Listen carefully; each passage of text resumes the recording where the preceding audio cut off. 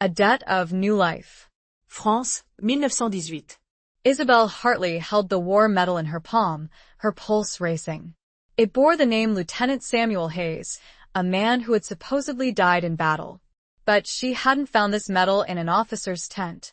She had pulled it from the pocket of a German prisoner, one who had whispered, before being dragged away, "Tell him I kept my promise." Chapter 1. The Weight of a Whisper. The chill of the pre-dawn air seeped through the canvas of the field hospital tent, raising gooseflesh on Isabel Hartley's arms. She held the medal tighter, its cold metal a stark contrast to the feverish heat of the wounded soldiers she'd tended all night. Lieutenant Samuel Hayes. The name was crisply engraved, a stark declaration of identity in a world where identities were routinely obliterated, both physically and metaphorically. It should have been nestled amongst the belongings of a fallen British officer, awaiting somber return to a grieving family. Instead, it had been clutched in the dirt-stained hand of a German prisoner, a young man, barely more than a boy, with eyes that held a haunting blend of defiance and despair. The memory of that moment, just hours ago, replayed in her mind with unsettling clarity. The prisoner transport had arrived under the cover of darkness, a convoy of shadows and groans. Isabel, along with the other nurses of the British Voluntary Aid Detachment, had been tasked with the grim tria, separating the walking wounded from those who needed immediate, often futile, care. The air had been thick with a coppery tang of blood, the acrid scent of antiseptic, and the underlying, pervasive odor of fear. It was when she was cutting away the tattered remains of the young German's uniform, preparing to clean a nasty gash on his thigh, that she'd felt it a hard, metallic object nestled in his breast pocket. She'd initially assumed it was shrapnel, another piece of the war's brutal detritus. But when she'd pulled it free, the dim light of the lantern had illuminated the inscription. British.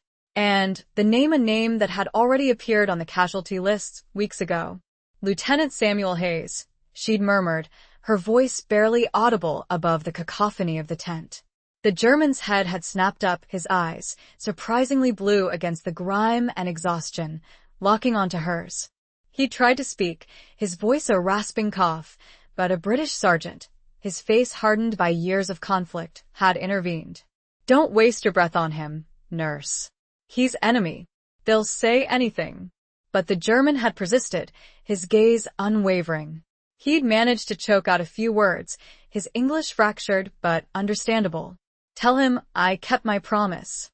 Then, he'd been dragged away, his plea swallowed by the relentless tide of war.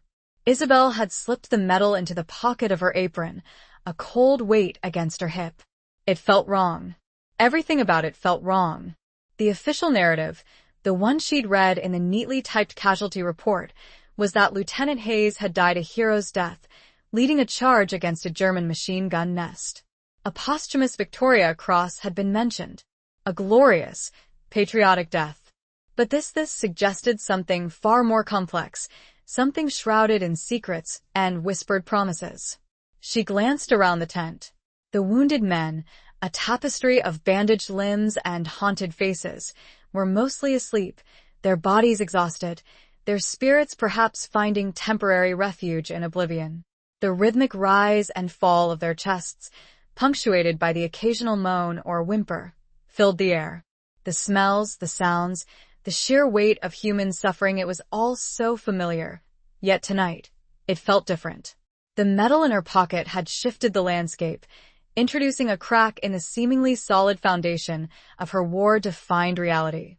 Isabel had been in France for 3 years, arriving with a naive sense of patriotic duty and a burning desire to contribute to the war effort.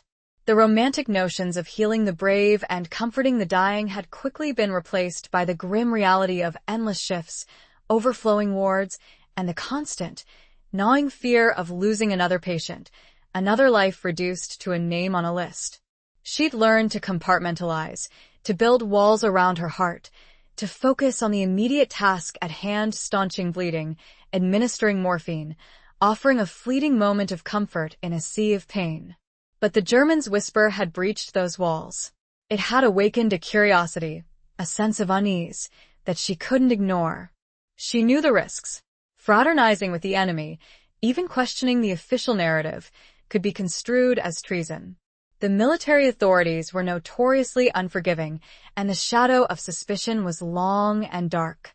She thought of her husband, Charles, a captain in the Royal Engineers, currently stationed somewhere on the Somme. Their marriage, arranged by their families before the war, had been a union of convenience, a merging of estates and social standing. They'd barely known each other before he'd shipped out, leaving her with a hollow sense of duty and a lingering feeling of emptiness. Their letters were infrequent, stilted, filled with carefully crafted phrases that avoided the true horrors of the war. She hadn't seen him in over 2 years. He was a stranger, a ghost in her memory, much like Lieutenant Samuel Hayes. Yet, the thought of Charles and the potential repercussions of her actions didn't deter her. There was something about the German's desperate plea, the intensity in his eyes, that resonated with a part of her she thought had long been buried. A part that yearned for truth, for connection, for something beyond the relentless cycle of duty and despair. The first rays of dawn began to filter through the gaps in the canvas, painting the tent in a pale, ethereal light. The night shift was ending, and the day nurses would soon arrive, bringing with them a fresh wave of the wounded and the dying. Isabel knew she should report the medal, hand it over to the authorities, and forget about the German's whisper. It was the sensible thing to do, the safe thing to do. But as she felt the weight of the medal in her pocket, she knew she couldn't. She had to know the truth. She had to understand the promise that had been kept, even across enemy lines. She had to find out what had really happened to Lieutenant Samuel Hayes. And in doing so, perhaps, she would find something within herself that had been lost in the long, dark night of war. Chapter 2. Shadows in the Sanctuary. The chapel stood in stark contrast to the chaos of the field hospital. Once a place of solace and worship, its stained glass windows were now shattered, replaced with rough wooden planks that did little to keep out the chill. Dust motes danced in the shafts of weak sunlight that managed to penetrate the gloom, illuminating faded frescoes of saints and angels, their serene expressions a poignant counterpoint to the war-torn landscape outside. Isabel had sought refuge here, drawn by the promise of quiet, a brief respite from the relentless demands of her duties. She sat in a worn pew, the medal heavy in her lap. The smooth, cold metal felt strangely alive under her fingertips. She traced the engraved name again, Lieutenant Samuel Hayes. He'd been assigned to the 18th Battalion, Durham Light Infantry. She'd checked the regimental records, or what remained of them, after a recent bombing raid on the administrative offices, and found his service file. It was surprisingly thin, containing only the barest details. Born in Newcastle, enlisted in 1915, promoted to lieutenant in 1917, killed in action March 1918. The official report, attached with a clipped, impersonal note, described his heroic death. But the medal and the German prisoner's whispered words told a different story. A story that Isabel was increasingly determined to uncover. She closed her eyes, trying to conjure an image of Lieutenant Hayes. The service file had included a small, faded photograph. He was young, with a serious, almost melancholic expression. His eyes, even in the grainy black and white image, held a depth that hinted at a soul burdened by more than just the weight of war. There was a vulnerability there, a hint of something hidden beneath the surface. It was that vulnerability, perhaps, that had resonated with the German prisoner, forging a connection that transcended the brutal realities of the conflict. A rustling sound broke her reverie. Isabel opened her eyes and saw a figure standing in the shadows near the altar. It was Father Michael, the chaplain assigned to the hospital. He was an older man, with a kind, weathered face and eyes that held a deep well of compassion. He'd been a constant presence in the hospital, offering comfort to the wounded and the dying, a steady beacon of faith in a world consumed by darkness. "Isabel," he said softly, his voice echoing in the cavernous space. "I saw you slip in here. Is everything all right?" She hesitated, unsure whether to confide in him. She trusted Father Michael, but the weight of the secret she carried felt heavy, dangerous. She knew the risks involved in questioning the official narrative, in delving into matters that were best left buried. "I am just tired, Father," she said, forcing a smile. "It's been a long night." He approached her, his footsteps muffled by the thick layer of dust on the stone floor. He sat down beside her, his presence a comforting warmth in the chill of the chapel. "The war takes its toll on all of us, my child," he said, his voice gentle, "but especially on those who bear the burden of healing." He looked at her, his gaze penetrating, and she felt a sudden urge to unburden herself, to share the weight of the mystery she carried. But the words caught in her throat. "There's something troubling me," she finally admitted, her voice barely a whisper. "Tell me," he said, his voice reassuring. "Sometimes the act of speaking can ease the burden." Isabel took a deep breath and pulled the medal from her pocket. She held it out to him, the engraved name glinting in the dim light. "I found this," she said, "on a German prisoner. He said something about a promise." Father Michael took the medal, his fingers brushing against hers. He examined it closely, his brow furrowed in concentration. He read the inscription, his lips moving silently. "Lieutenant Samuel Hayes," he murmured. "I remember him. He was a troubled soul." Isabel's heart skipped a beat. "You knew him?" "Not well," Father Michael said. "But I spoke with him a few times. He came to confession he was carrying a heavy burden, something that weighed on his conscience." "What kind of burden?" Isabel asked, her voice filled with a desperate hope. Father Michael hesitated. "Confidentiality, my child. The secrets of the confessional are sacred." "But he's dead," Isabel pleaded. "And this medal, it doesn't belong here. It suggests something else happened." Father Michael sighed, his gaze shifting to the shattered remains of the stained glass windows. "The war is full of secrets, Isabel. Things that are best left undisturbed. But this feels different," she insisted. "The German, he risked his life to say those words. He wanted me to tell someone. He wanted me to know that he'd kept a promise." Father Michael looked at her, his eyes filled with a mixture of pity and understanding. "Be careful, Isabel," he said. "Curiosity can be a dangerous thing in times like these. Some truths are better left buried." He handed the medal back to her. The weight of it felt heavier now, amplified by the chaplain's words, by the shadows that seemed to deepen around them. "I understand the risks, Father," she said, her voice firm. "But I have to know. I have to find out what happened."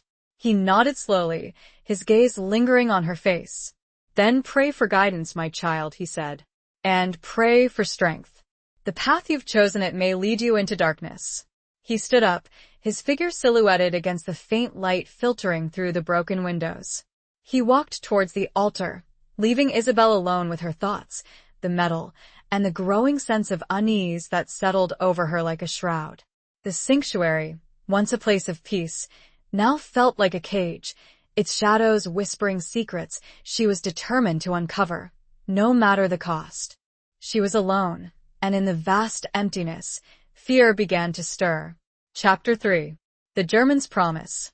The prisoner's name was Klaus Richter. Isabel discovered this after a painstaking search through the newly arrived transport records, her heart pounding with a mixture of apprehension and determination. Finding his name felt like a small victory, a tangible thread in the unraveling mystery of Lieutenant Hayes's death. He was listed as belonging to the 172nd Infantry Regiment, captured during a skirmish near Arras. There was no mention of any unusual circumstances, no hint of the whispered promise that had set Isabel on this perilous path. She decided to seek him out. The prisoner of war camp was located a few miles from the hospital, a sprawling complex of barbed wire and makeshift huts, a stark reminder of the brutal realities of the war. Obtaining permission to visit was a challenge in itself. She had to navigate a labyrinth of bureaucratic red tape, enduring suspicious glances and curt refusals from officers who saw no reason for a nurse to interact with enemy prisoners. Finally, after pulling every string she could, using her husband's rank as leverage, a tactic that left a bitter taste in her mouth, she secured a pass. It was a limited pass, granting her only a brief, supervised visit. She was warned to keep her distance, to ask only essential medical questions, and to report anything suspicious.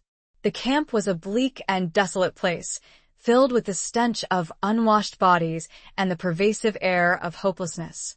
Men, their faces gaunt and hollow-eyed, shuffled about, their movements listless, their spirits broken. The guards, hardened and cynical, watched them with a mixture of contempt and weary indifference. Isabel found Klaus Richter in the infirmary, a small, overcrowded hut that reeked of disinfectant and despair. He was lying on a straw-filled mattress, his leg bandaged, his face pale and drawn. He looked even younger than she remembered, his blue eyes clouded with pain and exhaustion. The guard who escorted her, a burly sergeant with a scarred face and a perpetually suspicious frown, stood by the door, his presence a constant, looming threat. "You have 5 minutes, nurse," he growled. "And no funny business." Isabel approached Klaus cautiously. He looked up at her, his eyes widening in surprise. Recognition flickered in their depths, followed by a flicker of something else. "Fear?" "You," he whispered, his voice hoarse. The metal Isabel nodded, her heart pounding in her chest. She glanced at the guard, who was watching them intently. "I have it," she said, keeping her voice low. "I need to understand. What promise did you make?" Klaus hesitated, his gaze darting nervously towards the guard. He licked his dry lips, his throat working convulsively. It was dangerous," he whispered. He saved my life." "Lieutenant Hayes?" Isabel asked, her voice barely audible. Klaus nodded. We met before the war," he said, his voice struggling. In Heidelberg. "I was a student. He was traveling." Heidelberg. Before the war. A world that seemed a lifetime away, a world of innocence and possibility, shattered by the brutal reality of the trenches. We became friends," Klaus continued, his voice gaining a flicker of strength. He taught me English. I showed him the city. A brief, fleeting image flashed through Isabel's mind. 2 young men, laughing, sharing stories, oblivious to the storm that was gathering on the horizon. A friendship forged in a time of peace, now tested in the crucible of war. Then the war came, Klaus said, his voice dropping to a whisper. We were on opposite sides. Enemies. He closed his eyes, his face contorted with pain, as if reliving a terrible memory. We met again in the trenches, he said. During a truce. A Christmas truce 2 years ago. The Christmas truce. Isabel had heard stories about it, whispered tales of soldiers from opposing sides laying down their arms, sharing food and drink, even playing football in no man's land.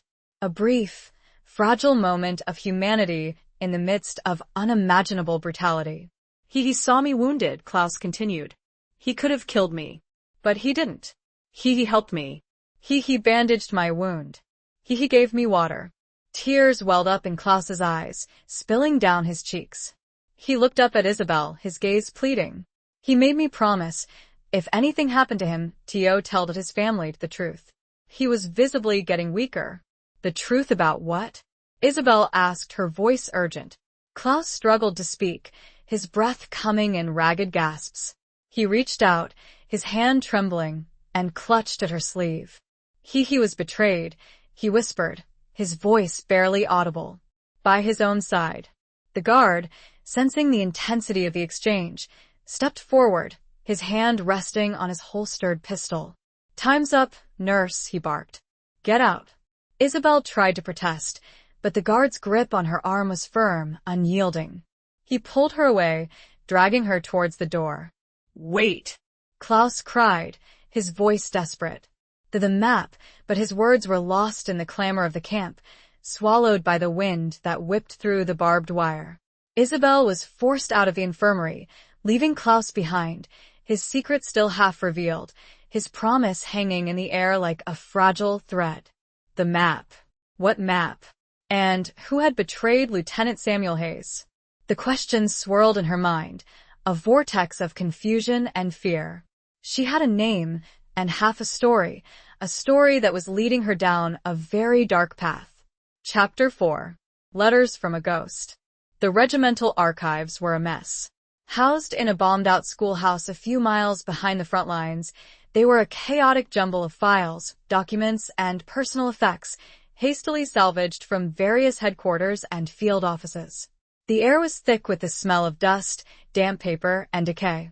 Isabel, armed with a borrowed lantern and a growing sense of urgency, spent hours sifting through the debris, searching for any trace of Lieutenant Samuel Hayes, any clue that might shed light on Klaus's cryptic words.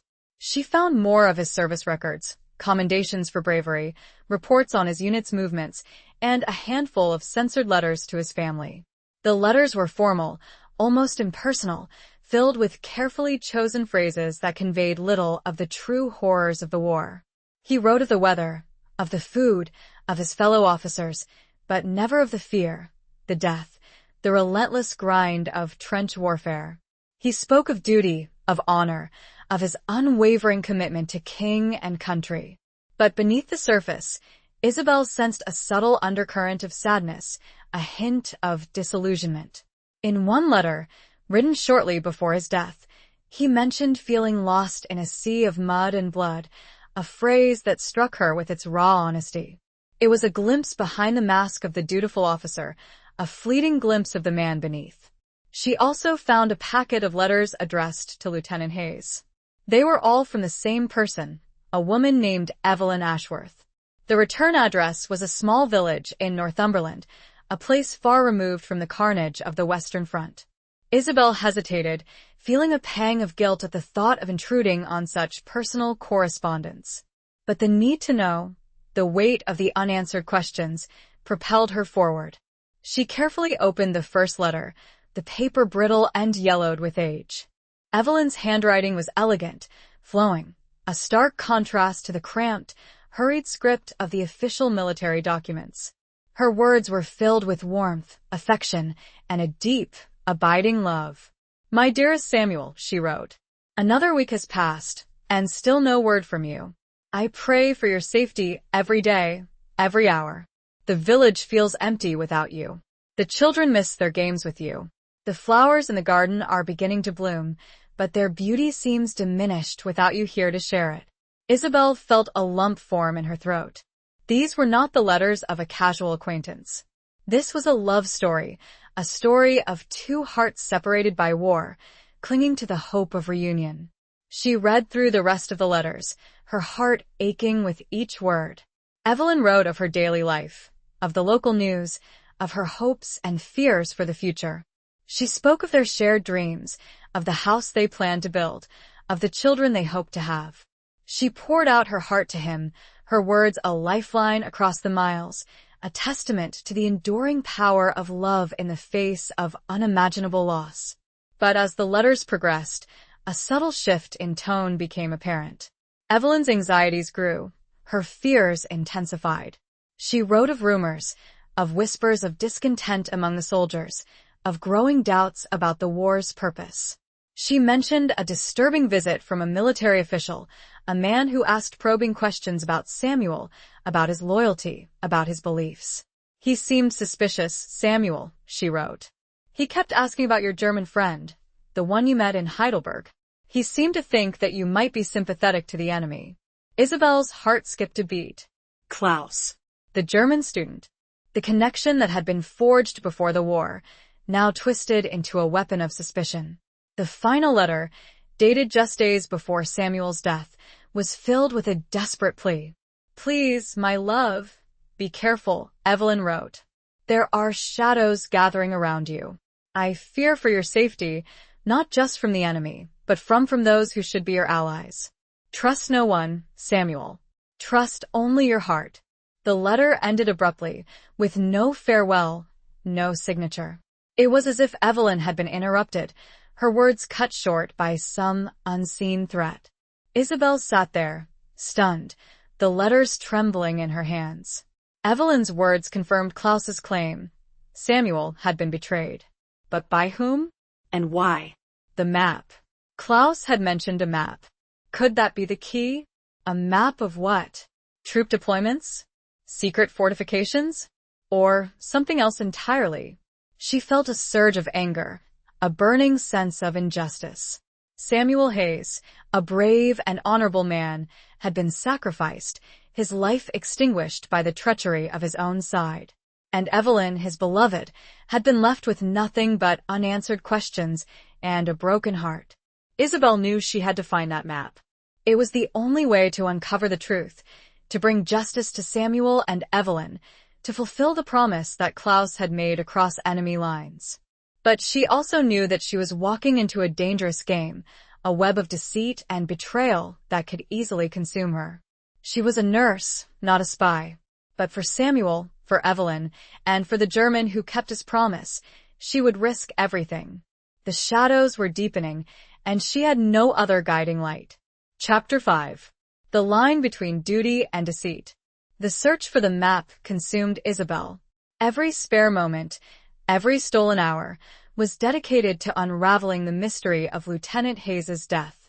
She revisited the regimental archives, poring over every document, every file, every scrap of paper that might contain a clue. She questioned the other nurses, the doctors, the orderlies, anyone who might have known Samuel, however fleetingly. She learned more about him, piecing together a portrait of a complex and conflicted man. He was a gifted linguist, fluent in German and French, a skill that had made him valuable to military intelligence.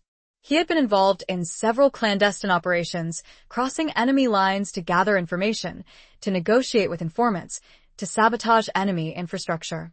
He was, by all accounts, a brave and resourceful officer, but also a man who questioned the war's purpose, who struggled with the moral ambiguities of his work. She also discovered that he had been under surveillance by British military intelligence. His association with Klaus Richter, his pre-war friendship with a German national, had raised red flags. He had been suspected of being a double agent, of passing information to the enemy. The whispers, the rumors, the veiled accusations, they had followed him like a shadow, poisoning his reputation, undermining his authority. The visit from the military official that Evelyn had described in her letters, it was now clear that it had been part of a concerted effort to discredit him, to isolate him, to prepare the ground for his betrayal. But the map remained elusive. Isabel searched his personal belongings, his field desk, his locker, but found nothing. She even revisited the site of his death, a muddy, shell-scarred field near Arras, hoping to find some clue, some overlooked detail that might lead her to the truth. But the battlefield had been churned and rechurned by countless explosions, its secrets buried deep beneath the layers of mud and blood. One evening, as she was returning to the hospital after another fruitless search, she encountered Captain Edwards, a senior officer in the intelligence unit. He was a tall, imposing man with a cold, calculating gaze and a reputation for ruthlessness. He had been one of the officers who had questioned Isabel about her visit to the prisoner of war camp, his suspicions evident in his every word and gesture. "Nurse Hartley," he said, his voice sharp and commanding. "A word with you." Isabel felt a chill run down her spine. She knew this encounter was inevitable, but she was still unprepared for the intensity of his scrutiny. "Captain," she replied, trying to keep her voice steady. He gestured towards a nearby empty office, a small, dimly lit room that served as a makeshift interrogation chamber. "In here," he said. Isabel followed him, her heart pounding in her chest. The room was sparsely furnished, with only a desk, 2 chairs, and a single bare light bulb hanging from the ceiling. The air was thick with the smell of stale tobacco and anxiety. Captain Edwards closed the door behind them, the sound echoing in the silence. He stood facing her, his gaze unwavering, his expression unreadable. "You've been asking a lot of questions, nurse," he said, his voice low and menacing. "Questions about Lieutenant Hayes." Isabel met his gaze, refusing to be intimidated.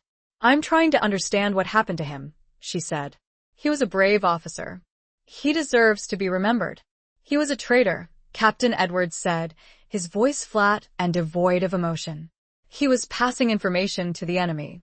He was responsible for the deaths of countless British soldiers." Isabel felt a surge of anger. "That's a lie," she said. "I've seen the evidence." "He was betrayed." "By his own side."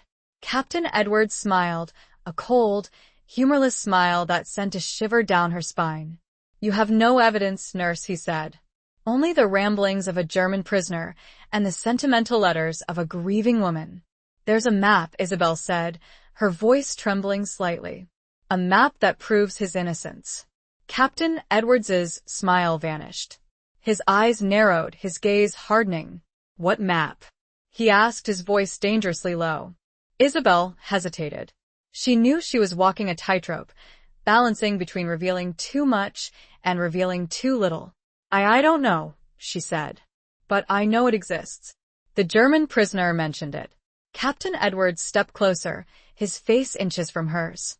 "You're playing a dangerous game, nurse," he said, his voice a menacing whisper. "You're interfering in matters that are far beyond your comprehension. You're risking your own safety and the safety of others." He reached out and grabbed her arm, his grip tight and painful. Isabel winced, but she refused to show fear. "Let me go," she said, her voice firm. "I could have you arrested," he said. "I could have you court-martialed. I could have you shot as a spy." His threat hung in the air, heavy and suffocating. Isabel knew he was capable of carrying it out.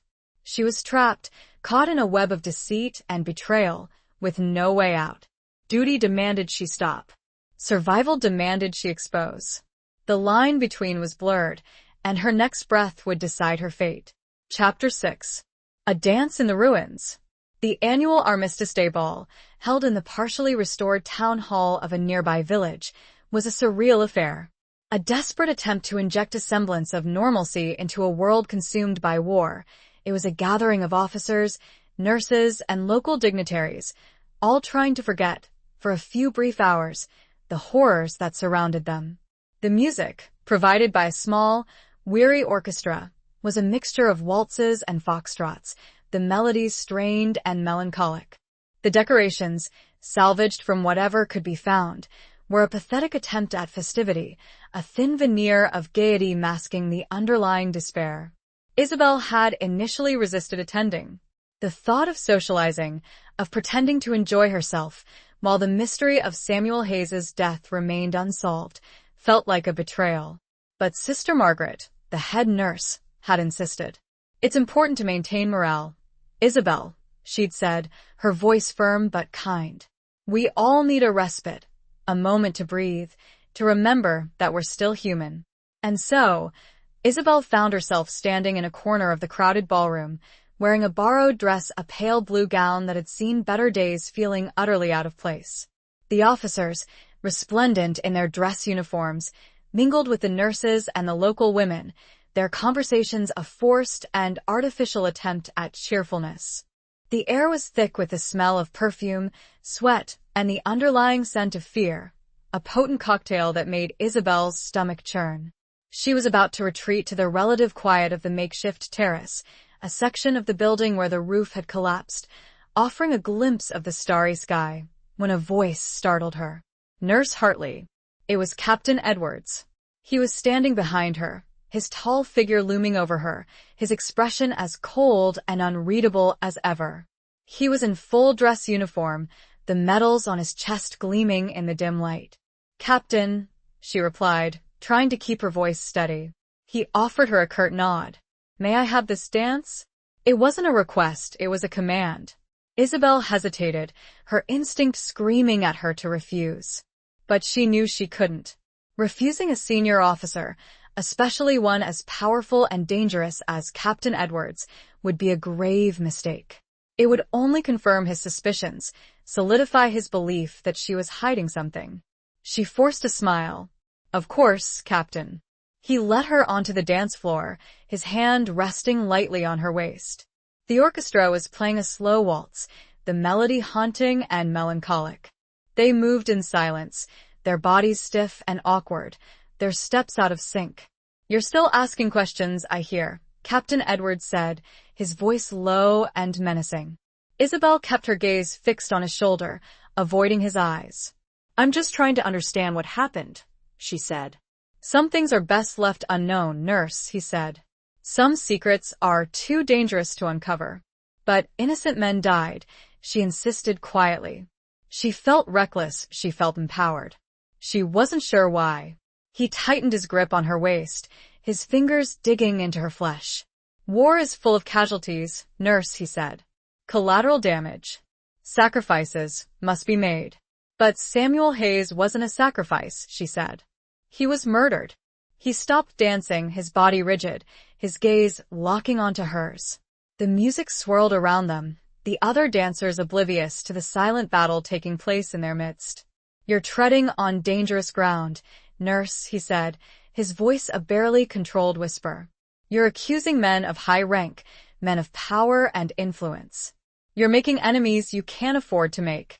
"I'm not afraid of you, Captain," she said, her voice surprisingly steady. She realized in that moment that she meant it. The fear was still there, but it was overshadowed by a growing sense of determination, a burning need for justice. He stared at her, his eyes filled with a mixture of anger and something else.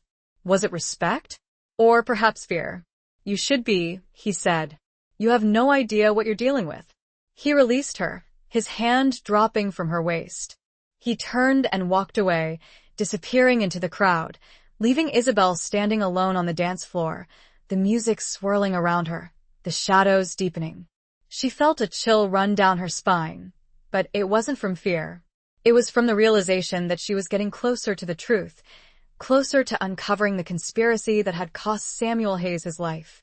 And she knew that Captain Edwards was at the center of it. The dance was over, but the real game had just begun. The ruins felt symbolic, and the stars overhead were indifferent witnesses. Chapter 7. The Price of Silence. The days following the Armistice Day ball were filled with a growing sense of unease. Isabel felt as if she were being watched, followed. Every shadow seemed to conceal a hidden threat. Every whispered conversation seemed to carry a veiled warning.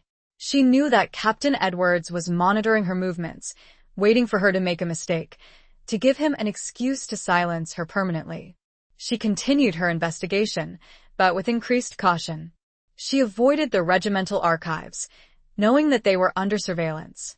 She spoke to no one about her suspicions, fearing that any conversation could be overheard, any confidant could be an informant. She relied on her instincts, on her intuition, on the fragmented pieces of information she had gathered, trying to piece together the puzzle of Samuel Hayes's death. She focused her attention on the map. Klaus Richter's words echoed in her mind. The map. He was betrayed. The map. It was the key, she was sure of it. But what kind of map? And where could it be hidden? She remembered something Father Michael had said about Samuel Hayes coming to confession, about carrying a heavy burden. She decided to seek him out again, hoping that he might have remembered something, some detail that might shed light on the mystery. She found him in the chapel, as before, kneeling before the altar, his head bowed in prayer. He looked up as she approached, his eyes filled with a familiar mixture of compassion and concern. "Isabel," he said softly. "You look troubled." She sat down beside him, the silence of the chapel a stark contrast to the turmoil within her. "I need your help, Father," she said. "I need to know more about Lieutenant Hayes. About what he confessed." Father Michael hesitated. "The secrets of the confessional are sacred, my child," he said. "I cannot betray that trust." "But he's dead," Isabel pleaded. "And his death. It wasn't an accident. He was murdered." "Betrayed." Father Michael sighed, his gaze shifting to the shattered remains of the stained glass windows. "I know," he said. "I've sensed it too. There's a darkness surrounding his death, a shadow that hangs over this place." "He mentioned a map," Father Isabel said. "A German prisoner told me. Do you know anything about it?" Father Michael closed his eyes, his brow furrowed in concentration. He remained silent for a long moment, his lips moving silently, as if he were wrestling with his conscience. He did mention something," he finally said, his voice barely a whisper. He said he had hidden something. Something important. Something that could expose the truth. Where? Isabel asked, her heart pounding. Where did he hide it? Father Michael shook his head. He didn't say. He was afraid. He said he couldn't trust anyone. He said it was too dangerous. But he must have given you some clue, Isabel persisted. Some hint. Anything. Father Michael hesitated again. He said. It was hidden in a place of peace, he said. A place where no one would think to look. A place associated with his past. A place of peace associated with his past. Isabel's mind raced. Where? His home? His school? The village in Northumberland where Evelyn lived? He also gave me something, Father Michael said, interrupting her thoughts. He asked me to keep it safe. He said. If anything happened to him, I should give it to someone I trusted. Someone who could continue his work. He reached into his pocket and pulled out a small, worn leather-bound book. It was a diary. Samuel Hayes's diary. Isabel's hands trembled as she took it. The leather was smooth and warm, as if it still held the imprint of his touch. This was it, she realized. This was the key to unlocking the mystery, to exposing the truth, to bringing justice to Samuel and Evelyn. But it would cost her. The diary felt like taking on his burden. Thank you, Father, she said, her voice choked with emotion. Be careful, Isabel, he said, his eyes filled with warning. This diary. It may contain secrets that are better left undisturbed. It may lead you into even greater danger. I know, she said, but I have to do this. For Samuel. For Evelyn. For the truth. She left the chapel, clutching the diary to her chest, feeling a mixture of hope and fear. The price of silence had been too high for Samuel. She would not make the same mistake. But the diary felt heavy, and his warning felt like a prophecy. She knew the path ahead would be dark. Chapter 8. Scars of the Soul. The diary was a revelation. Written in a cramped, hurried script, it chronicled Samuel Hayes's experiences during the war, his thoughts, his feelings, his growing disillusionment with the conflict, and his increasingly dangerous involvement with military intelligence. It was a window into his soul, a raw and unfiltered account of a man struggling to maintain his humanity in the face of unimaginable brutality. Isabel read it slowly, carefully, savoring each word, each entry, as if she were communicating with Samuel across the chasm of death. She learned of his early idealism, his belief in the righteousness of the cause, his unwavering commitment to duty and honor. She read of his first encounters with the horrors of trench warfare, the senseless slaughter, the constant fear, the overwhelming sense of loss. She also learned of his growing doubts, his questioning of the war's purpose, his increasing awareness of the political machinations, the lies and deceptions that were being perpetrated by those in power. He wrote of his disgust at the incompetence of the high command, their callous disregard for the lives of the soldiers under their command. And crucially, she learned of his work for military intelligence. He described his missions behind enemy lines, his contacts with informants, his efforts to gather information about German troop movements and fortifications. He wrote of his growing unease about the nature of his work, the moral compromises he was forced to make, the lies he was forced to tell. The diary entries about Klaus Richter were particularly poignant. Samuel described their first meeting in Heidelberg, their shared love of literature and philosophy, their burgeoning friendship. He wrote of his admiration for Klaus's intelligence and his sensitivity, his respect for his pacifist beliefs. He is a good man, trapped in a bad situation, Samuel wrote. He hates this war as much as I do. He longs for peace, for a return to sanity, to a world where reason and compassion prevail. He also wrote of their reunion during the Christmas truce, the moment when Klaus had been wounded, when Samuel had risked his own life to save him. I saw him lying there, bleeding, his eyes filled with pain and fear, he wrote. I couldn't leave him. I couldn't let him die. He was my friend, even though we were on opposite sides. I bandaged his wound, gave him water, and made him a promise. A promise to tell the truth, no matter the cost. The map was mentioned several times, always in cryptic terms. Samuel referred to it as the key, the evidence, the proof of their betrayal. He wrote of hiding it in a safe place, a place where no one would think to look, a place associated with his past. But it was the final entries in the diary that sent a chill down Isabel's spine. They were written in the days leading up to his death, and they were filled with a growing sense of dread, a premonition of his impending doom. I know they're watching me, he wrote. I can feel their eyes on me, their shadows closing in. They suspect me, they distrust me, they want me silenced. He wrote of Captain Edwards, describing him as a cold, ruthless man, driven by ambition and a thirst for power. He suspected Edwards of being the mastermind behind the conspiracy, the one who had ordered his surveillance, the one who had orchestrated his betrayal. "He is the serpent in the garden," Samuel wrote. "He is the one who will strike." The final entry was dated the day before his death. It was brief, desperate, and filled with a chilling sense of resignation. "I fear it is too late," he wrote. "They are coming for me. I have made my peace with God. I only pray that the truth will one day be revealed, that my death will not be in vain. Evelyn, my love, forgive me." Isabel closed the diary, her hands trembling, her eyes filled with tears. Samuel's words were a testament to his courage, his integrity, his unwavering commitment to truth and justice. But they were also a stark warning, a reminder of the dangers she faced, the powerful enemies she had made. She examined the diary itself, searching for any hidden compartments, any secret pockets, any clue that might reveal the location of the map. She ran her fingers along the spine, the cover, the edges of the pages, but found nothing. Then she noticed something, a small, almost imperceptible bulge in the back cover. She carefully pried it open, her heart pounding with anticipation. Inside, she found a thin, folded piece of paper. It wasn't the map. It was a photograph. It was a picture of Samuel and Evelyn, taken before the war. They were standing in a garden, bathed in sunlight, their arms around each other, their faces radiant with happiness. It was a glimpse of a lost world, a world of innocence and hope, a world that had been shattered by the war. On the back of the photograph, written in Samuel's handwriting, was a single word: Rosebud. That was all. Rosebud. A code? A location? A final message, his last goodbye. A scar of the soul that ran across their lives. Chapter 9.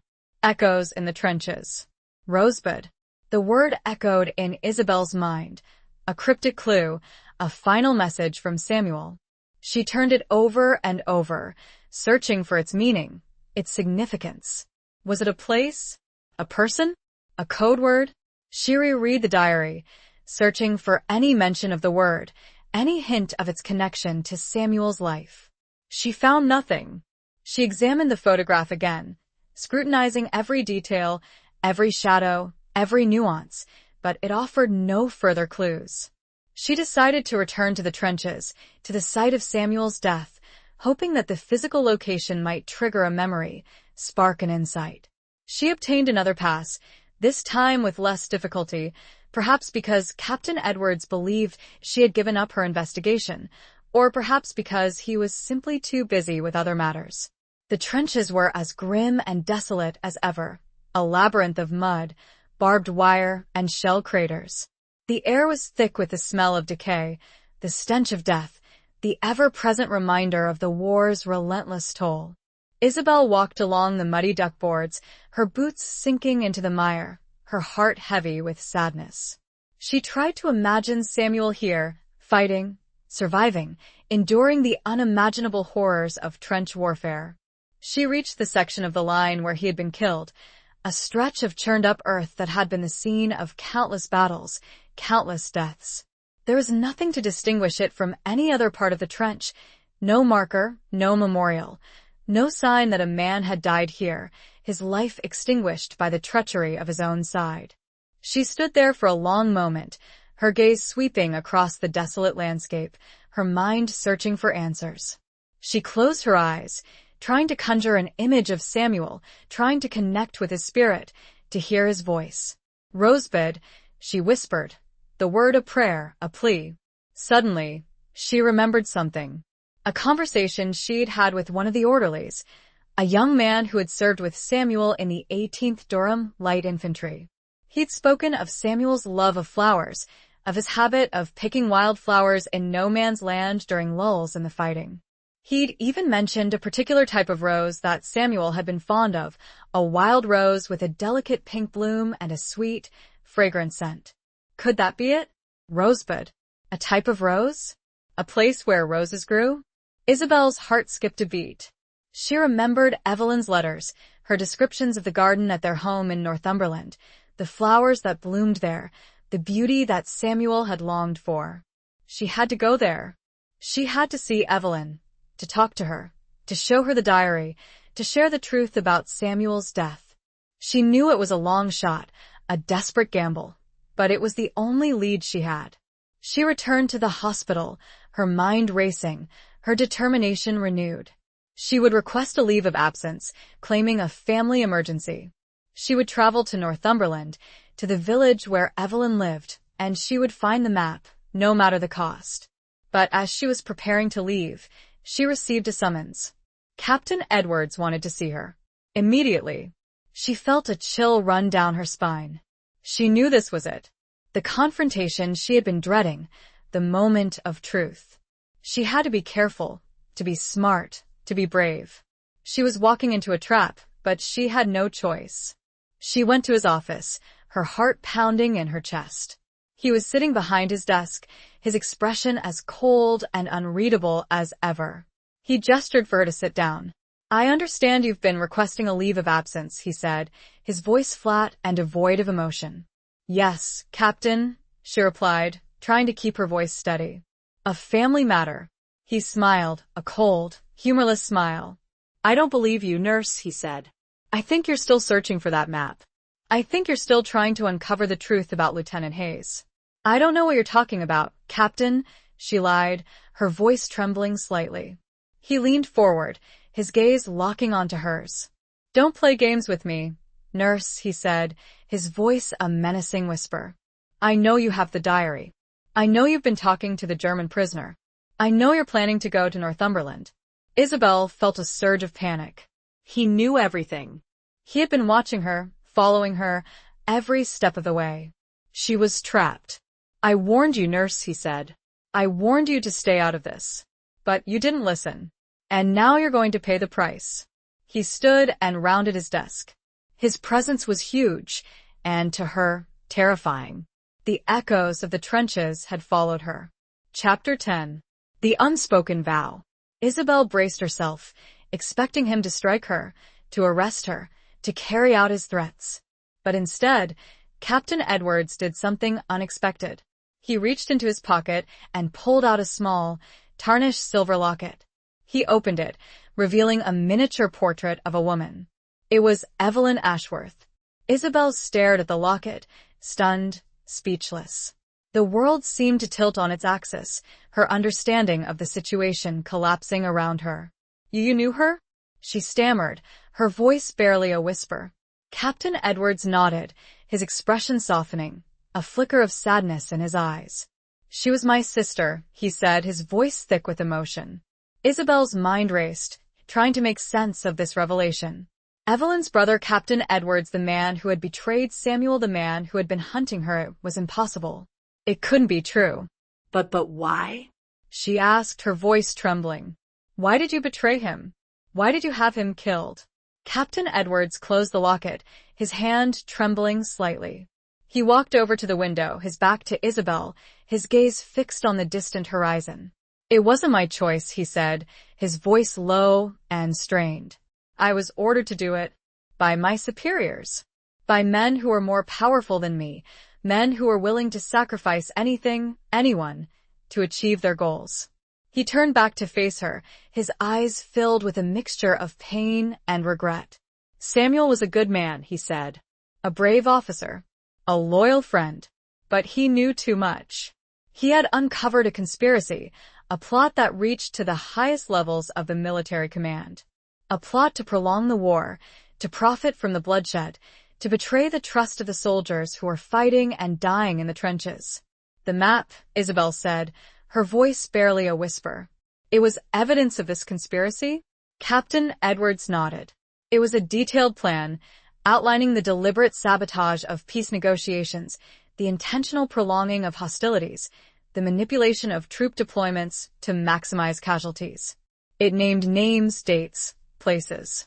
It was damning evidence that could have brought down the entire war machine." "And you were ordered to destroy it?" "Yes," he said. "And to silence Samuel. To make sure he couldn't expose the truth." He paused, his gaze locking onto hers. "I tried to warn him," he said. "I sent him messages through Evelyn. I urged him to be careful, to trust no one. But it was too late. They were already watching him, waiting for him to make a mistake. But why didn't you just refuse? Isabel asked. Why didn't you just expose the conspiracy yourself? Captain Edwards shook his head. I couldn't, he said. They had leverage. They threatened to harm Evelyn, to expose her as the sister of a traitor. They would have ruined her life, destroyed her reputation, made her an outcast.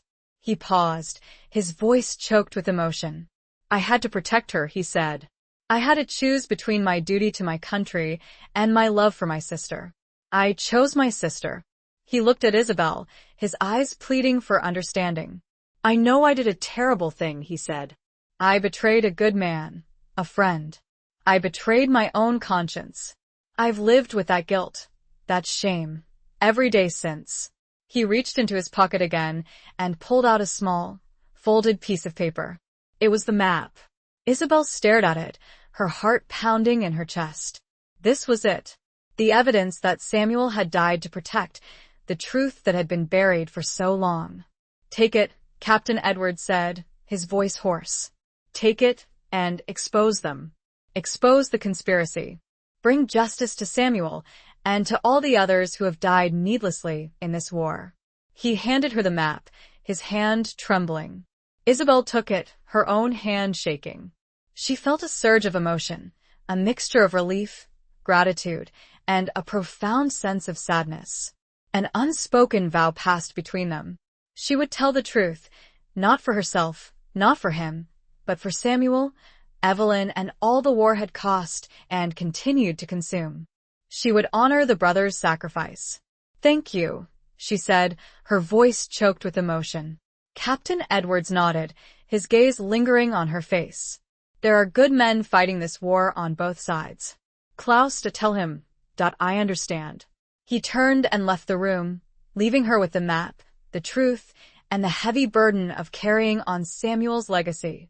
The price of silence had been paid, and now, the price of truth was hers to bear. Chapter 11. A glimmer of hope, a flicker of fear. The journey to Northumberland was a blur. Isabel, fueled by adrenaline and a desperate need for answers, traveled by train and by foot, her mind racing, her heart pounding with a mixture of hope and fear. She clutched the map and Samuel's diary to her chest, their weight a constant reminder of the responsibility she carried, the dangerous secret she possessed. She arrived in the village, a small, picturesque cluster of stone houses nestled in the rolling hills of the English countryside, late in the evening. The air was crisp and clean, a stark contrast to the smoke-filled skies of France. The silence was almost deafening, broken only by the occasional bleating of sheep and the distant chirping of birds. She found Evelyn Ashworth's cottage, a small, whitewashed building with a thatched roof and a garden overflowing with flowers, easily. It looked exactly as Samuel had described it in his diary, a haven of peace and tranquility, a world away from the horrors of the war. Isabel hesitated at the gate, her hand trembling as she reached for the latch. She felt a surge of apprehension, a fear of intruding on Evelyn's grief, of shattering the fragile peace she had perhaps managed to find. But she knew she couldn't turn back. She had come too far, risked too much. She had to tell Evelyn the truth, to show her the diary, to reveal the conspiracy that had cost Samuel his life. She took a deep breath and opened the gate, her footsteps echoing on the stone path that led to the front door. She knocked, her heart pounding in her chest. The door opened, and Evelyn Ashworth stood before her. She was older than Isabel had expected, her face lined with grief, her eyes filled with a deep, abiding sadness. But she still retained the beauty that Samuel had described in his letters, a delicate, ethereal beauty that seemed to defy the ravages of time and sorrow. Yes, Evelyn asked, her voice soft and hesitant. Isabel took a deep breath. My name is Isabel Hartley, she said. I was a nurse in France. I knew Samuel. Evelyn's eyes widened, a flicker of recognition, followed by a surge of pain. She stepped back, inviting Isabel inside. The cottage was small and cozy, filled with the scent of lavender and wood smoke. Photographs of Samuel adorned the walls, his smiling face a constant reminder of his absence. The furniture was old and worn, but comfortable, the atmosphere warm and inviting. Isabel told Evelyn everything. She showed her the diary, the map, the photograph with the word Rosebud written on the back. She recounted her encounter with Klaus Richter, her investigation, her confrontation with Captain Edwards. Evelyn listened in silence, her face pale, her hands trembling. Tears streamed down her cheeks, but she made no sound, her grief a silent, overwhelming presence. When Isabel had finished, Evelyn reached out and took the diary, her fingers tracing the worn leather cover. She opened it, her gaze fixed on Samuel's handwriting, her lips moving silently as she read his words. "He loved you very much," Isabel said softly. Evelyn nodded, her tears falling onto the pages of the diary. "And I loved him," she whispered, "more than life itself." She looked up at Isabel, her eyes filled with a mixture of gratitude and despair. "Thank you," she said. "For bringing me this. For telling me the truth. For risking your life to do so." "I had to," Isabel said. "He deserved justice. And you deserve to know." Evelyn nodded. "But what now?" she asked. "What will you do with the map?" Isabel hesitated. "I don't know," she said. "I need to find someone I can trust. Someone who can expose the conspiracy, bring the guilty to justice." Evelyn looked at her, her gaze intense. "Be careful, Isabel," she said. "These men are powerful. They will stop at nothing to protect themselves." "I know," Isabel said. "But I won't be silenced. I won't let them win." Evelyn reached out and took her hand, her grip surprisingly strong. "You're a brave woman, Isabel," she said. "Samuel would have been proud of you." They sat in silence for a long moment, their hands clasped together, their hearts connected by their shared grief and their determination to seek justice. Suddenly, Evelyn's eyes lit up. "Rosebud," she said. "I know what it means." Isabel stared at her, her heart skipping a beat. "What?" she asked. "It's the name of our garden," Evelyn said. "Samuel named it that. After the wild roses that grow there." He said. "He said it was our secret place. Our sanctuary." She stood and gestured out the window. "Come," she said. They moved to the window, and Evelyn gestured out to the yard. "It's there," she said. "He said it's where he hid his most precious secret, under the largest rose bush, to keep it safe, should anything happen to prevent him from returning." A flicker of fear crossed her face. Chapter 12. Between Two Worlds. The garden was a riot of color, even in the fading light of late autumn. Roses of every variety bloomed in profusion, their petals unfurling in shades of crimson, pink, yellow, and white. The air was filled with their sweet, intoxicating fragrance, a poignant reminder of Samuel's love for beauty, for life, for Evelyn. Evelyn led Isabel to the center of the garden, to a large, sprawling rosebush, its branches laden with delicate pink blooms. This was it, Isabel realized. Rosebud. The place where Samuel had hidden his most precious secret. "He planted this one himself," Evelyn said, her voice trembling slightly. He said it was a symbol of our love. Strong, resilient, and enduring." They knelt beside the rosebush, their hands carefully parting the thorny branches. The soil was soft and damp, the scent of earth and roses mingling in the air. He said he buried it deep," Evelyn said. "To keep it safe." Isabel began to dig, her fingers carefully probing the soil. She felt a surge of anticipation, a mixture of excitement and dread. She was close, so close, to uncovering the final piece of the puzzle, to revealing the truth that Samuel had died to protect. Her fingers brushed against something hard, something metallic. She dug deeper, her heart pounding in her chest. She pulled out a small, metal box, its surface tarnished and covered in dirt. This was it. The final secret. The evidence that could expose the conspiracy, bring justice to Samuel, and perhaps, finally, bring an end to the war. Evelyn gasped, her hand flying to her mouth. He really did it," she whispered. Isabel carefully opened the box, her hands trembling. Inside, nestled on a bed of faded velvet, was a roll of papers. It was the original map, along with several other documents, all bearing the official seals and signatures of high-ranking military officials. There were letters, memos, orders, all detailing the deliberate sabotage of peace negotiations, the intentional prolonging of the war, the manipulation of troop deployments for personal and political gain. It was even more damning than Isabel had imagined. It was concrete proof of a conspiracy that reached to the very top of the military command, a betrayal of unimaginable proportions. She looked up at Evelyn, her eyes filled with a mixture of triumph and sorrow. "We have it," she said. "We have the proof." Evelyn nodded, tears streaming down her cheeks. "He did it," she whispered. "He kept his promise." They sat there for a long moment, in the fading light of the garden, surrounded by the beauty of the roses, the silence broken only by their sobs. They had found the truth, but the cost had been immense. Suddenly, a voice shattered the silence. "Looking for something, ladies?" Isabel and Evelyn looked up, startled. Standing at the edge of the garden, silhouetted against the twilight sky, were two figures. One was Captain Edwards. The other was a man Isabel had never seen before, but she recognized him instantly from Samuel's diary.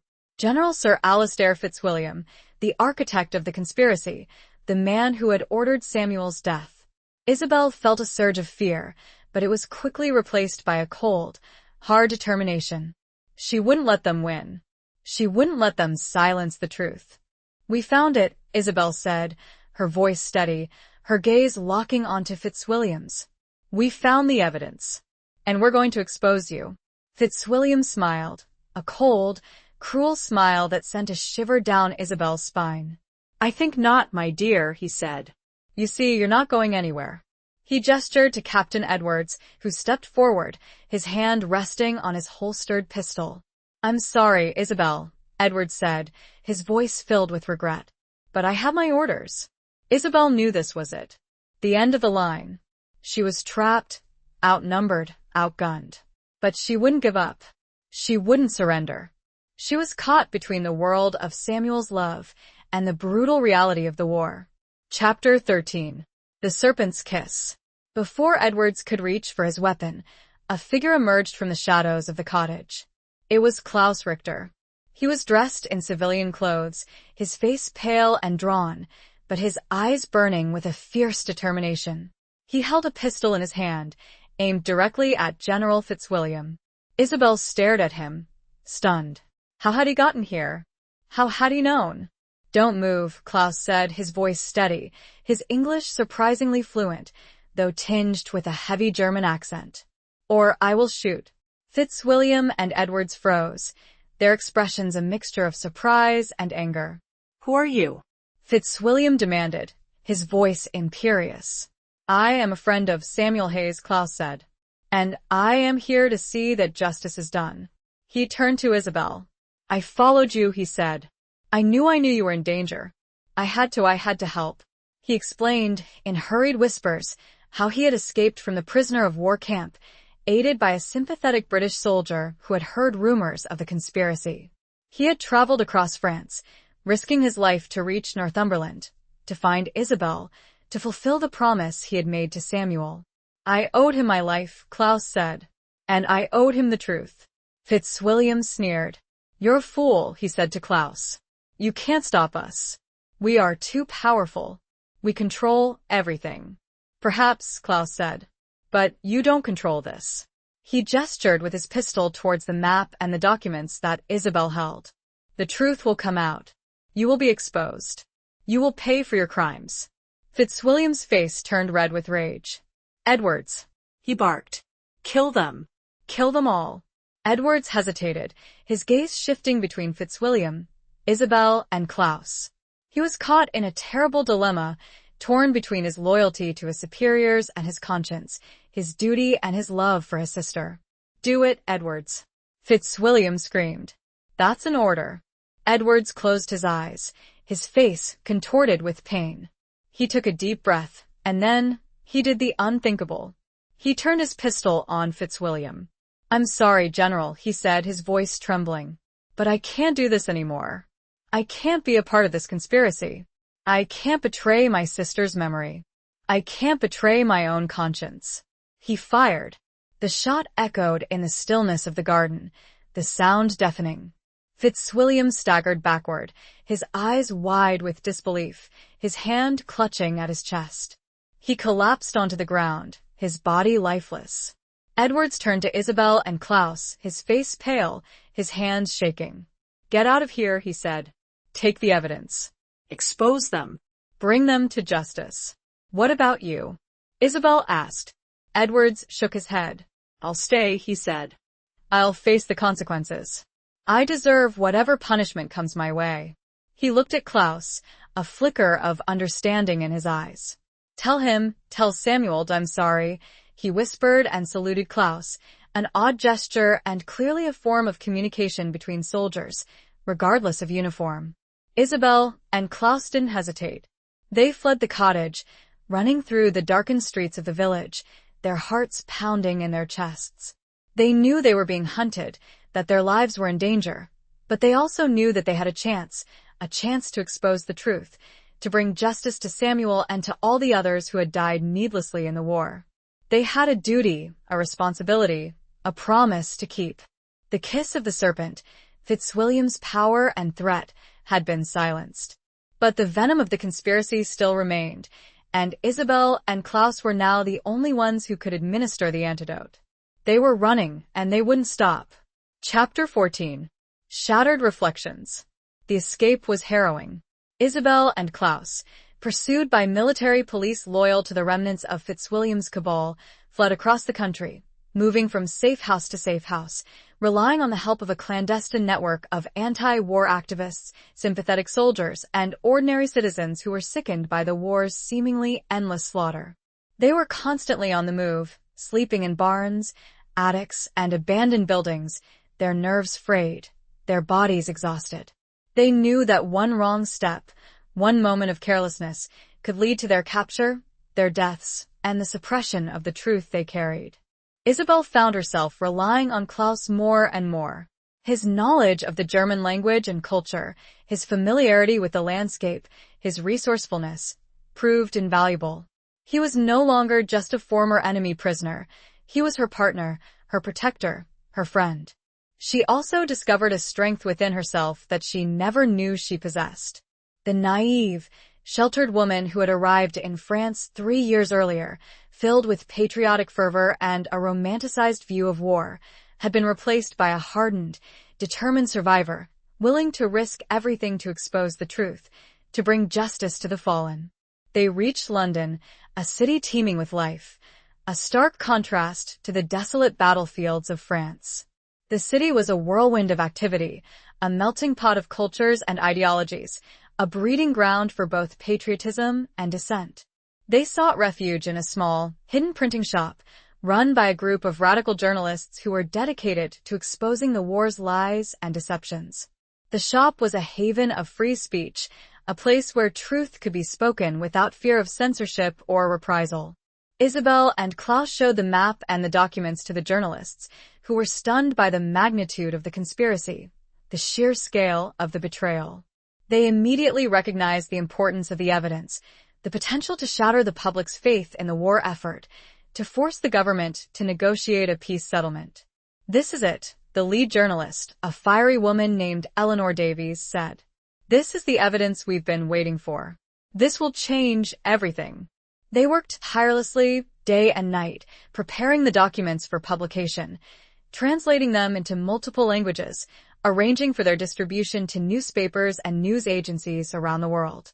They knew they were racing against time, that the authorities were closing in, that their window of opportunity was rapidly shrinking. One evening, as they were working late into the night, surrounded by stacks of papers and the clatter of the printing presses, Isabel and Klaus found themselves alone for a moment.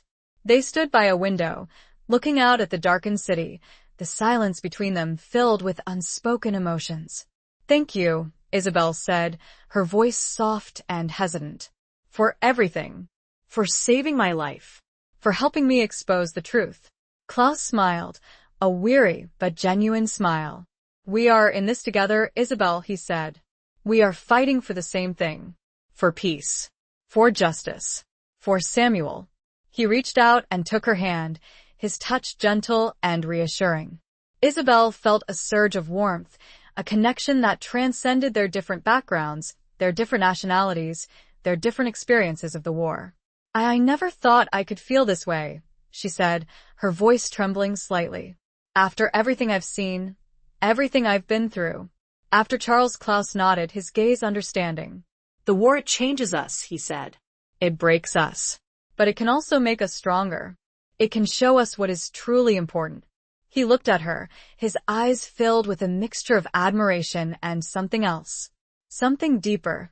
Something that made Isabel's heart skip a beat. You are a remarkable woman, Isabel, he said. Brave, compassionate, and determined. Samuel, he was right about you. Isabel felt her cheeks flush. She looked away, embarrassed but also flattered. She had never felt this way before, this sense of connection, of understanding, of shared purpose. It was a feeling she had never experienced with Charles, her husband, the man she had married out of duty, not love. Suddenly, the door burst open, and Eleanor rushed in, her face pale, her eyes wide with alarm. They're here, she said. The military police. They're raiding the shop. Isabel and Klaus exchanged a look of fear and determination. They knew this was it. The moment of truth. They had to escape, to protect the evidence, to make sure the truth got out. Their own reflections, shattered by war, were visible to each other. They were ready. Chapter 15. The Heart's Reckoning. The escape from the printing shop was chaotic. Isabel and Klaus, guided by Eleanor, fled through a maze of back alleys and hidden passages, the sound of shouting and breaking glass echoing behind them. They could hear the military police searching the building, their heavy boots pounding on the wooden floors, their voices harsh and commanding. Eleanor led them to a nearby safe house, a small, nondescript apartment above a bakery, the air filled with the sweet smell of bread and yeast. It was a temporary refuge, a place to catch their breath, to regroup, to plan their next move. They'll be looking for you everywhere, Eleanor said, her voice strained. You need to get out of London. Out of the country, if possible. But the documents, Isabel said. We need to get them published. We need to expose the conspiracy.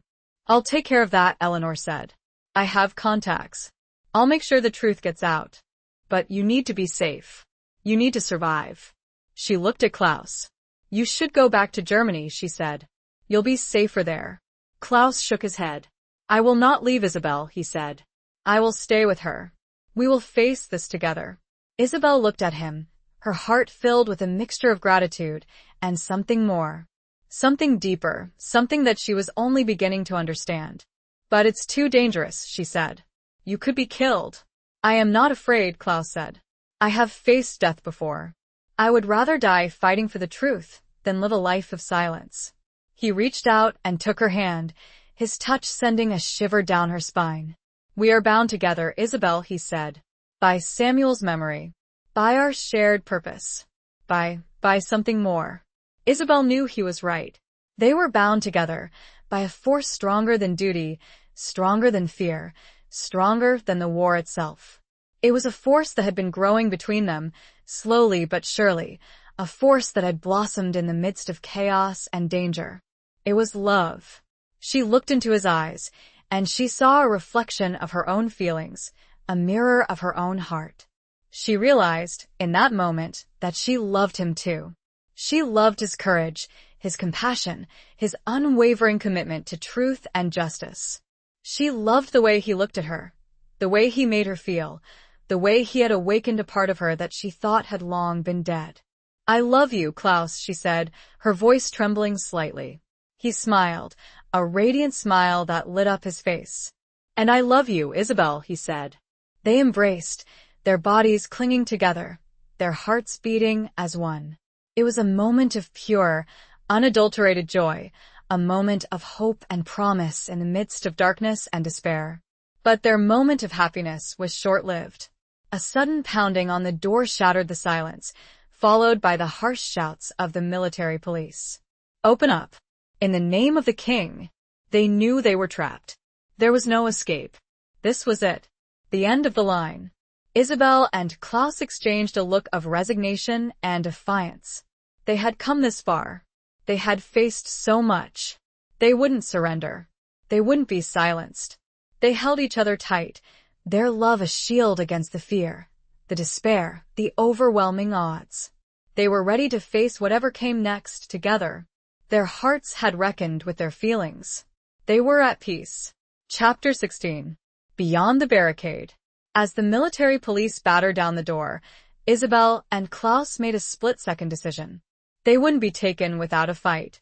They wouldn't let the conspiracy be buried, the truth silenced. Klaus grabbed a heavy iron poker from beside the fireplace, while Isabel snatched a small, sharp bread knife from the kitchen counter. They stood side by side, facing the doorway, their hearts pounding, their bodies tense, ready to defend themselves. The door splintered and crashed inward, revealing a squad of soldiers, their rifles leveled, their faces grim. Leading them was a young, ambitious lieutenant, his eyes gleaming with a mixture of zeal and fear. "Surrender," the lieutenant shouted. "You are under arrest." "We will not surrender," Klaus replied, his voice firm, his grip tightening on the poker. "We have evidence of a conspiracy that reaches to the highest levels of the military command. We will not let you silence the truth." "You are traitors," the lieutenant shouted. "You are aiding the enemy. You will be shot." "We are not traitors," Isabel said, her voice surprisingly steady. "We are fighting for the truth. For justice. For all those who have died needlessly in this war." The lieutenant hesitated, his gaze flickering between Isabel and Klaus. He was clearly conflicted, unsure of what to do. He had been ordered to capture them, to silence them, but he could see the determination in their eyes, the unwavering commitment to their cause. Suddenly, a voice rang out from behind the soldiers. "Hold your fire." The soldiers parted, revealing a familiar figure. It was Father Michael, the chaplain from the field hospital in France. He was accompanied by a group of senior officers, their faces stern, their expressions unreadable. Isabel and Klaus stared at him, stunned, speechless. How had he gotten here? What was happening? Father Michael stepped forward, his gaze fixed on the young lieutenant. "These people are not traitors," he said, his voice calm but authoritative. "They are heroes. They have uncovered evidence of a grave injustice, a conspiracy that has cost the lives of countless soldiers. They deserve to be heard, not silenced." The lieutenant looked at the senior officers, his eyes pleading for guidance. One of the officers, a general with a weathered face and a steely gaze, nodded slowly. "Stand down, Lieutenant," the general said. "These people are under our protection." The lieutenant hesitated for a moment, then lowered his rifle, his soldiers following suit. Isabel and Klaus slowly lowered their makeshift weapons, their bodies trembling with relief, their minds reeling from the sudden turn of events. Father Michael explained, in hurried whispers, how he had been working behind the scenes, using his contacts within the church and the military to expose the conspiracy. He had learned of Isabel and Klaus's efforts, and he had mobilized a group of sympathetic officers to intervene, to prevent their arrest, to ensure that the truth would be revealed. "We owe you a debt of gratitude," Father Michael said to Isabel and Klaus. "You have risked your lives to bring this injustice to light. You have shown extraordinary courage and determination." The senior officers, led by the general, took custody of the map and the documents, promising a full and thorough investigation, a public reckoning, a commitment to justice. Isabel and Klaus were escorted to a safe location, a grand, stately home outside of London, where they were given food, rest, and medical attention. They were treated as heroes, not criminals, their bravery and their sacrifice lauded by all. But even in the midst of their relief and gratitude, Isabel and Klaus knew that the fight was not over. The conspiracy had been exposed, but the powerful men who had orchestrated it would not give up easily. They would use every means at their disposal to discredit them, to silence them, to protect their own interests. They were safe, for now, but they were still living beyond the barricade of lies that had defined the war. They were free, physically, but the true battle, the battle for public opinion, for historical truth, was just beginning. Chapter 17. Whispers of treason. The days following their rescue were a whirlwind of activity. Isabel and Klaus found themselves at the center of a storm of media attention. Their stories splashed across the front pages of newspapers around the world. They were hailed as heroes, their courage and determination praised by journalists, politicians, and ordinary citizens alike. The evidence they had uncovered, the map and the documents detailing the conspiracy, were presented to Parliament, sparking a furious debate, a political earthquake that shook the foundations of the government. The public outcry was immense, the demand for justice overwhelming. The implicated officers, the architects of the conspiracy, were arrested, court-martialed, and stripped of their rank and honors. Their names were dragged through the mud, their reputations destroyed, their careers ruined. The wheels of justice, slow and grinding, had finally begun to turn. But the victory was not without its challenges. The remnants of the cabal, those who had managed to escape prosecution, launched a counteroffensive, a campaign of disinformation and smear tactics aimed at discrediting Isabel and Klaus, painting them as traitors, German spies, enemies of the state. Whispers of treason circulated in the corridors of power, in the salons of the elite, in the pages of the pro-war press. Isabel and Klaus were accused of fabricating the evidence, of being manipulated by enemy agents, of undermining the war effort for personal gain. They were subjected to intense scrutiny, their backgrounds investigated, their motives questioned, their every word and action dissected and distorted. They received death threats, hate mail, and were forced to live under constant police protection. The pressure was immense, the strain almost unbearable. But Isabel and Klaus refused to be intimidated. They stood their ground, defended their actions, and continued to speak out against the war, against the lies and deceptions that had fueled it. They found support from unexpected quarters. Soldiers who had served on the front lines, who had witnessed the horrors of the war firsthand, came forward to corroborate their story, to testify to the truth of their claims. Anti-war activists, pacifists, and ordinary citizens who had long doubted the official narrative rallied to their defense, organizing protests, writing letters, and demanding an end to the conflict. Evelyn Ashworth, too, became a powerful voice in the campaign for truth and justice.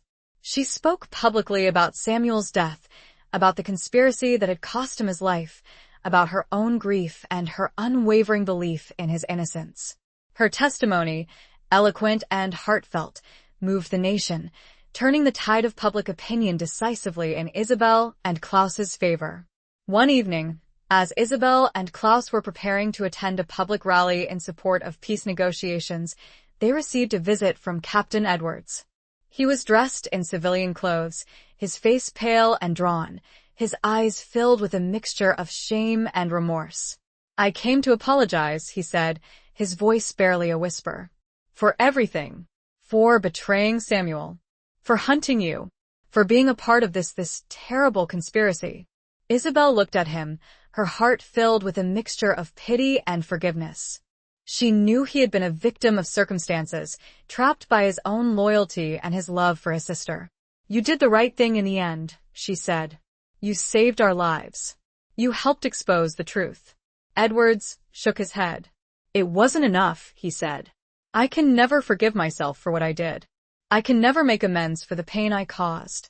He paused, his gaze shifting to Klaus. I understand you're going back to Germany," he said. Klaus nodded. "As soon as it is safe," he said. Edwards reached into his pocket and pulled out a small, tarnished silver locket. It was the locket he had shown Isabel in his office, the locket containing Evelyn's portrait. "Give this to Evelyn," he said, his voice choked with emotion. Tell her I'm sorry. Tell her I loved her." He handed the locket to Isabel, his hand trembling. Isabel took it, her own hand shaking. She felt a surge of emotion, a profound sadness for this broken man, this victim of a war that had destroyed so many lives. "I will," she said. "I promise." Edwards nodded, his gaze lingering on her face. Then, he turned and walked away, disappearing into the crowd, leaving Isabel and Klaus with the weight of his sorrow, the burden of his remorse. The whispers had accused them, but it was clear, the whispers haunted him even more. Chapter 18. The Unraveling Thread. The public rally was a turning point. Thousands of people from all walks of life gathered in Trafalgar Square, waving banners, chanting slogans, demanding an end to the war, an end to the lies, an end to the senseless slaughter. Isabel and Klaus, standing on a makeshift platform, addressed the crowd, their voices amplified by loudspeakers, their words echoing across the square. They spoke of Samuel, of Evelyn, of the conspiracy, of the need for truth and justice. They spoke of their own experiences, their own losses, their own hopes for a better future. The crowd listened in rapt silence, their faces filled with a mixture of anger, grief, and a growing sense of hope. They had been lied to, manipulated, betrayed by their own government, by the very people who were supposed to protect them. But now, they were finally hearing the truth, and they were ready to demand change. Isabel spoke of her transformation, of her journey from a naive, patriotic nurse to a hardened, determined activist, fighting for peace and justice. She spoke of her love for Klaus, of their shared commitment to a better world, a world free from war, from hatred, from oppression. Klaus spoke of his own experiences, of his friendship with Samuel, of his escape from the prisoner of war camp, of his unwavering belief in the power of truth. He spoke of his love for Isabel, of their shared hope for a future where Germans and British could live together in peace, where former enemies could become friends. Their words resonated with the crowd, stirring their hearts, igniting their passions, galvanizing them into action. The rally ended with a resounding call for peace negotiations, for a general strike, for a complete overhaul of the government. The impact of the rally was immediate and profound. The government, already weakened by the scandal and facing mounting public pressure, was forced to concede. Peace talks were initiated, a ceasefire was declared, and the long, agonizing process of ending the war began. But the unraveling thread of the conspiracy had one final, desperate knot to untie. A small group of die-hard militarists, unwilling to accept defeat, unwilling to relinquish their power, plotted a last-ditch effort to sabotage the peace talks, to reignite the war, to reclaim their lost glory. They planned a daring and audacious attack, a bombing of the building where the peace negotiations were taking place, an act of terror designed to throw the country into chaos, to create an atmosphere of fear and uncertainty, to justify a return to hostilities. Isabel and Klaus, alerted to the plot by a sympathetic informant within the military, found themselves once again thrust into the heart of danger. They had to stop the bombing, to prevent another senseless tragedy, to protect the fragile peace that had been so hard-won. They raced against time, working with the authorities, with the anti-war activists, with anyone who would help to track down the bombers, to uncover their plans, to thwart their deadly scheme. They were living on borrowed time, their lives constantly at risk, their nerves frayed, their bodies exhausted. But they were driven by a sense of urgency, a desperate need to prevent another catastrophe, to ensure that the sacrifices of Samuel, of Evelyn, of countless others, had not been in vain. The thread was unraveling, and they were determined to pull it apart, completely, to expose the last vestiges of the conspiracy, to secure a future free from the shadow of war. They had come so far. They wouldn't stop until the very end. Chapter 19. A Love Forged in Fire.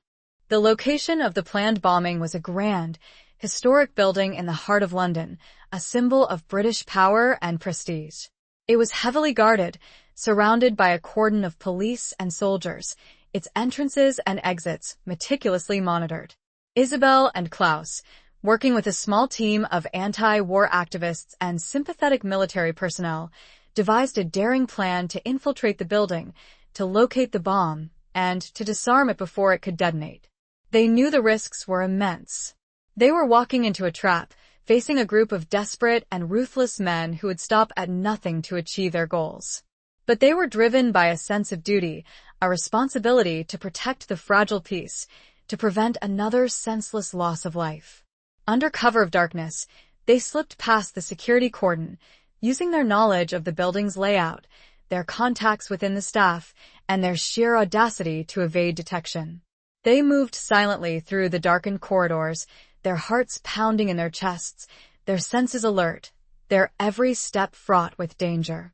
They located the bomb in the basement of the building, hidden amongst a pile of coal, a crude but deadly device, its timer ticking down relentlessly. They had only minutes to disarm it, to prevent the explosion that would shatter the peace talks, plunge the country back into war, and destroy everything they had fought for. Klaus, with his knowledge of explosives gained from his brief time in the German army, took the lead, his hands carefully working to dismantle the device, his brow furrowed in concentration, his every move precise and deliberate. Isabel watched him, her heart filled with a mixture of fear and admiration. She had never seen him like this, so focused, so determined, so utterly in control. He was a different man from the young, idealistic student she had first met, a man forged in the crucible of war, a man who had found his strength, his purpose, his courage. "How much time?" she asked, her voice barely a whisper. "Not much," Klaus replied, his voice strained. "Less than 5 minutes." He continued to work, his fingers delicately manipulating the wires, the detonator, the timing mechanism.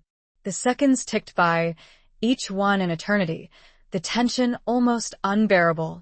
Suddenly, a shout rang out from the corridor. "They're here. They're in the basement." The bombers had discovered them. They were trapped. Klaus looked up at Isabel, his eyes filled with a mixture of regret and determination. "Get out of here," he said. "Save yourself." "No," Isabel said. "I won't leave you." "You have to," Klaus insisted. "You have to live. You have to tell our story. You have to make sure the world knows the truth." "I love you, Klaus," she said, her voice choked with emotion. "I won't leave you." He smiled, a sad, tender smile. "And I love you, Isabel," he said. "But you have to go. Now." He turned back to the bomb, his hands continuing to work, his focus unwavering. He had only seconds left. Isabel hesitated, torn between her love for Klaus and her desire to survive, to fulfill her promise, to tell their story. Then she made a decision. She wouldn't leave him. She would stay with him, until the very end. She knelt beside him, her hand reaching out to touch his, their fingers intertwining. They looked at each other, their eyes locking, their love a silent, unbreakable bond. The love that had begun in the shadow of war had now been forged in the crucible. Time was running out. Chapter 20. The Dawn of Redemption. Just as the bombers burst into the basement, Klaus severed the final wire. The timer stopped. Silence descended. The bomb was disarmed. The lead bomber, a fanatic major with a crazed look in his eyes, stared at the inert device, his face contorted with rage and disbelief. You can't stop us," he screamed. "We will not be defeated. We will fight on. We will." Before he could finish his sentence, a squad of soldiers, led by Father Michael and the sympathetic general, stormed into the basement, their rifles leveled. The bombers were quickly overpowered, disarmed, and arrested. Isabel and Klaus, exhausted but alive, were embraced by Father Michael, their bodies trembling with relief, their hearts overflowing with gratitude. "You did it," Father Michael said, his voice filled with emotion. "You saved the peace talks. You saved countless lives. You are true heroes." The general stepped forward, his gaze fixed on Isabel and Klaus. "You have shown extraordinary courage and resilience," he said. "You have exposed a grave injustice, and you have helped to bring an end to this terrible war. The nation owes you a debt of gratitude." In the aftermath of the foiled bombing, the peace talks resumed, and a treaty was finally signed, ending the war that had ravaged Europe for 4 long years. The guns fell silent, the killing stopped, and a new era of hope and reconciliation dawned. Isabel and Klaus, their mission accomplished, their love solidified, their future uncertain but filled with promise, stood on the steps of the building where the treaty had been signed, watching the crowds celebrate, their faces radiant with joy, their hearts filled with relief. They had survived. They had overcome. They had found love in the midst of war, hope in the midst of despair, truth in the midst of lies. They knew that the scars of the war would remain, both physical and emotional, but they also knew that they had the strength, the courage, and the love to heal, to rebuild, to create a better future. Klaus turned to Isabel, his eyes filled with love and admiration. "We did it, my love," he said. "We did it together." Isabel smiled, her heart overflowing with happiness. "Yes," she said. "We did." They embraced, their bodies clinging together, their hearts beating as one. The dawn of redemption had arrived, not just for the world, but for them, personally. Their love, forged in the fires of war, had emerged stronger, purer, more enduring than ever before. They had faced death, betrayal, and overwhelming odds, but they had triumphed. They had found their way through the darkness, and they had emerged into the light, together. As they walked out into the morning, to a welcoming and cheering crowd, they held each other, and the future was unwritten, but bright. Isabel glanced back, and the building was now bathed in light. They had earned their peace. Epilogue. The years that followed were a testament to the enduring power of love and the resilience of the human spirit.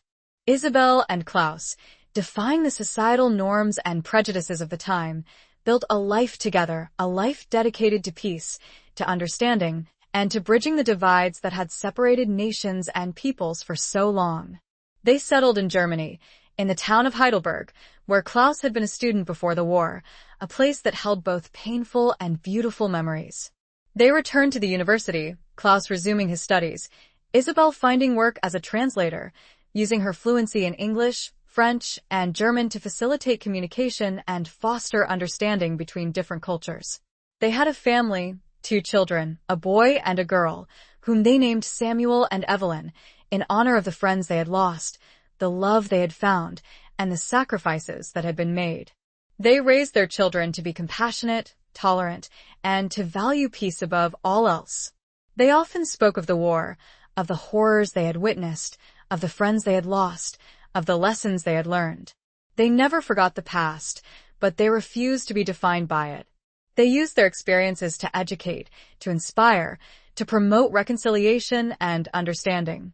Isabel wrote a book, a memoir of her wartime experiences, a powerful and moving account of her journey from a naive nurse to a courageous activist, a testament to the enduring power of love and the importance of fighting for truth and justice. The book became a bestseller, translated into multiple languages, read by millions of people around the world. Klaus became a professor of literature, specializing in the works of British and German authors, using his teaching to promote cross-cultural understanding and to challenge the nationalistic prejudices that had fueled the war. They remained in contact with Evelyn Ashworth, who had found a measure of peace and solace in their friendship, in their shared memories of Samuel, and in their commitment to building a better future. She visited them often in Heidelberg, and they, in turn, visited her in Northumberland, tending to the rose garden that Samuel had loved so much. Captain Edwards, after serving a brief prison sentence for his role in the conspiracy, faded into obscurity, living a quiet, solitary life, haunted by the ghosts of his past, burdened by the weight of his remorse. Isabel kept her promise and informed Evelyn of his apology, a gesture that brought not pleasure, but a sense of completion to the shattered family. Father Michael continued his work as a chaplain, ministering to the wounded and the dying, offering comfort and solace to those who had been scarred by the war. He remained a close friend and confidant to Isabel and Klaus, a guiding light in their lives. The world slowly healed, the wounds of war gradually fading, the memories of the conflict becoming a part of history. But the lessons of the war, the importance of peace, of understanding, of tolerance, of love, remained, etched in the hearts and minds of those who had lived through it. Isabel and Klaus, their hair now streaked with silver, their bodies bearing the marks of time, continued to love each other deeply and passionately, their bond strengthened by the trials they had endured, the battles they had fought, the victories they had won.